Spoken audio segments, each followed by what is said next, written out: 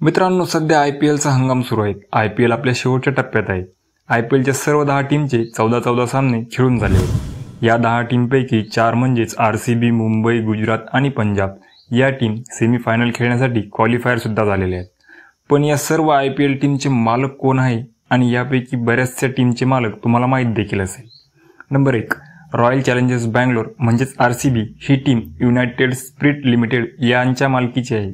पहिली ही टीम विजय माल्या यांच्या मालकीची होती. नंबर 2, चेन्नई सुपर किंग ही टीम एन श्रीनिवासन यांच्या मालकीची असून इंडिया सिमेंट या कंपनीचे ते मालक आहेत.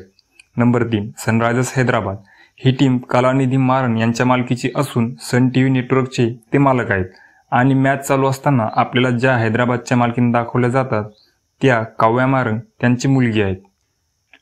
नंबर 4, दिल्ली कॅपिटल सज्जन जिंदल आणि पार्थ जिंदल हे दोघे या टीमचे मालक असून सज्जन जिंदल हे JMR ग्रुपचे तर पार्थ जिंदल हे JSW ग्रुपचे मालक आहेत.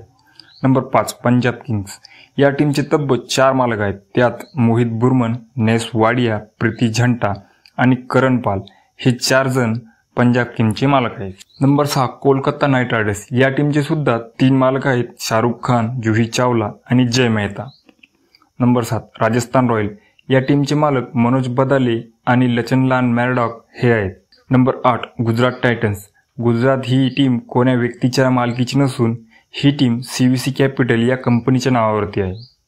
नंबर 9, लखनौ सुपर जायंट्स ही टीम संजीव गोयंका यांच्या मालकीची असून RPSG ग्रुपचे ते मालक आहेत. आणि नंबर 10, मुंबई इंडियन्स ही टीम आपल्यापैकी सर्वांनाच माहिती असेल की कोणाच्या मालकीची आहे. कमेंट करून नक्की सांगा.